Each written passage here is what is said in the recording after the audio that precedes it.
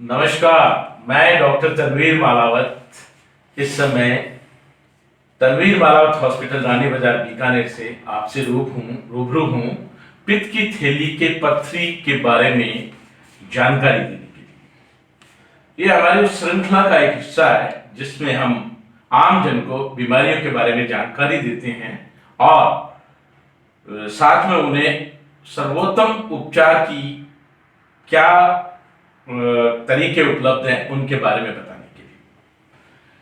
पित्त की थैली के बारे में सबसे पहले आपको समझना होगा कि पित्त की थैली का क्या महत्व है शरीर के अंदर। पित्त की थैली शरीर में पित्त को इकट्ठा रखती है अपने अंदर। करीब 50 से 60 ml का पित्त उसके भीतर रहता है एक समय के भीतर। और जब भी हम भोजन करते हैं और विशेष तौर से गरिष्ठ भोजन करते हैं जिसमें वसा ज्यादा होती है, फैट ज्यादा होती है, उस भोजन को पचाने के लिए पित्त निहायत ही आवश्यक तत्व है। तो उस पित्त का आना सतत रूप से जब भी जरूरत हो, शरीर को आवश्यकता हो भोजन के बाद में, तो वह एक नितांत आवश्यक प्रक्रिया है। जब पित्त की थैली में इंफेक्शन हो जाए, उसमें पथरी बन जाए, तो ऐसी सूरत के अंदर वह ठीक से काम नहीं कर पाती। और काम से नहीं करने का तात्पर्य यह है कि वो पित्त का प्रवाह भोजन करने के ठीक बाद आमाशय में खाने की थैली में नहीं डाल पाता और हमारे भीतर एक अपाच्य की स्थिति बन जाती है। चूंकि वसाएं पचती नहीं है, चर्बी, फैट, घी, तेल जो भी हम खाते हैं वो पचता नहीं है, इसलिए हमारे खट्टी डकारें आना, पेट में अफारा आना, बार बार डकार आना और कभी कभी पित्त की थैली में पथरी बन जाने से उसके भीतर उसके सिकुड़ने के साथ, क्योंकि जैसे ही वसा, फैट, चर्बी खाने की थैली में आती हैं तो वह स्वाभाविक रूप से सिकुड़ने का काम करती है और पथरी की उपस्थिति में वह ठीक से सिकुड़ नहीं पाती। जब सिकुड़ नहीं पाती तो दाईं तरफ जहां इसकी स्थिति होती है शरीर में, वहां दर्द होता है। तो मेरा कहने का मतलब यह है कि जब हम इन लक्षण के बारे में जान जाएंगे कि पित्त की थैली की उपस्थिति में क्या लक्षण हमारे भीतर पैदा होते हैं, तो हम चिकित्सक को उन्हें जाकर बता पाएंगे कि भाई मुझे इस तरह के लक्षण इस समय पैदा हो रहे हैं, कृपया करके इसका निदान करें और उपचार करें। तो पित्त की थैली की पथरी की उपस्थिति में जैसा कि मैंने बताया कि जो लक्षण होते हैं वे अफारा आना, बार बार डकारे आना, दाईं तरफ दर्द होना, ये तमाम लक्षण लेकर रोगी चिकित्सक के पास जाता है। और यदि वह ठीक से परिभाषित कर देता है और अपने लक्षणों को ठीक से बता देता है और डॉक्टर उसे समझ लेता है कि इसे इस प्रकार के लक्षण हैं, तो वो एक प्रोविजनल डायग्नोसिस यानी कि एक अस्थायी निजाम के रूप में एक बीमारी का निदान बनाता है, डायग्नोसिस बनाता है कि शायद इनको पित्त की थैली में पथरी। और फिर चिकित्सक आपके शरीर में इन्वेस्टिगेशन की प्रक्रियाओं को शुरू करता है। इस प्रक्रिया में सबसे ज्यादा सहायक जो है वो सोनोग्राफी का टेस्ट है, जो बहुत ही निश्चित रूप से और मुकम्मल तरीके से ये बता सकता है कि पित्त की थैली में पथरी की उपस्थिति है और उसे डायग्नोसिस कर सकता है।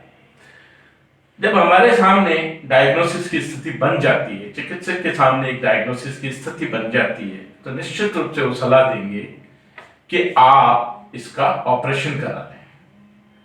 साथियों, मैं आपको बताना चाहूंगा कि ऑपरेशन भी जिस तरह से गोली, इंजेक्शंस या पीने की दवाइयां होती है, उसी तरह की उसी श्रेणी में, उसी कड़ी में एक इलाज है। इसे आम जन एक भिन्न तरह का इलाज मानते हैं। यह भिन्न इलाज नहीं है। किसी जमाने में जब एनेस्थीसिया का बहुत विकास नहीं हुआ था और लोग बेहोशी से डरते थे, तब उस सूरत में लोग ऑपरेशन से एक दूरी बनाने की कोशिश करते थे। आज एनेस्थीसिया देने, ऑपरेशन समाप्त होने और उसके तुरंत बाद रोगी बिल्कुल ऑपरेशन थिएटर से बाहर अपने रिश्तेदारों से बातचीत करते हुए आता है। इसलिए हमें ऑपरेशन से या उसकी इस विधा से किसी तरह का गुरेज नहीं करना चाहिए, बल्कि यह एक मुकम्मल और अंतिम उपचार है, इसलिए उसे प्राथमिकता देनी चाहिए। यदि हमने पित्त की थैली के रहते इसको लंबित किया और इसके उपचार को लेने में विलंब किया तो कई व्याधियां, कई कॉम्प्लिकेशंस पैदा हो सकते हैं, जैसे जॉन्डिस का पैदा होना, पीलिया, या फिर पैंक्रियास तक पित्त की थैली की उपस्थिति में अगर इन्फेक्शन हो जाए या उसकी उपस्थिति में कॉलिक आक्रमण हो जाए, दर्द का स्थिति बन जाए, तो यह पैंक्रियास में भी संक्रमण की स्थिति पैदा कर सकता है, जो बहुत ही गंभीर स्थिति हो जाती है शरीर के लिए, जो हमारे लिए भी उपचार करने के में एक चुनौती भरा काम हो जाता है। तो आप शरीर को रिस्क में नहीं डालें, बल्कि अगर आवश्यकता चिकित्सक सलाह देता हो तो आप एक अच्छे चिकित्सक से, एक अच्छे अस्पताल में जहां ऑपरेशन की पूरी व्यवस्था हो, संक्रमण रहित ऑपरेशन थिएटर हो, वहां जाकर आप अपना ऑपरेशन कराएं। अब ऑपरेशन की दो विधाएं प्रचलित है।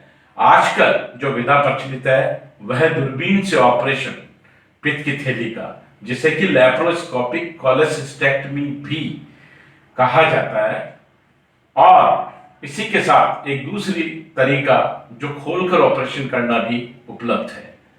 मेरी निजी सलाह यह है कि आपको दूरबीन के द्वारा पित्त की थैली का ऑपरेशन कराना चाहिए, लैप्रोस्कोपिक कोलेसिस्टेक्टमी कराना चाहिए, क्योंकि ये बहुत ही सरल, बहुत छोटे छोटे चीरों से, और उसके बाद अगले ही दिन रोगी को अपने घर भेजने की स्थिति में बना देता है।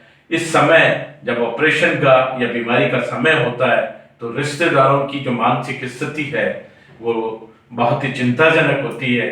उनका एक जो दिमाग का मनोविज्ञान है, उनके जो सेंटिमेंट्स हैं, इमोशंस हैं, वे डिस्टर्ब हो चुके होते हैं, और वे चाहते हैं कि किसी जल्द से जल्द हमारा रोगी उसी सामान्य माहौल में जो परिवार का है वहां पहुंच जाए। उसमें लैप्रोस्कोपिक कोलेसिस्टेक्टमी बहुत ही सहायक होती है, और मात्र 1 या 2 दिन में रोगी अपने परिवार में चला जाता है और बहुत ही जल्द अपने सामाजिक, आर्थिक और जितने भी पक्ष रोजमर्रा की जिंदगी के हैं उनसे जाके जुड़ जाता है।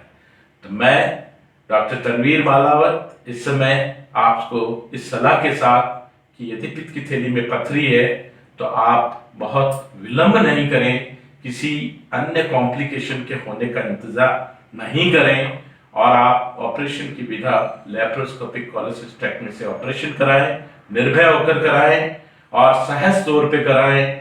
ये एक मुकम्मल इलाज है ये मानकर। नमस्कार, मैं फिर दोबारा आपसे किसी और विधा, किसी और बीमारी को लेकर आपके सामने आऊंगा। तब तक के लिए विदाई।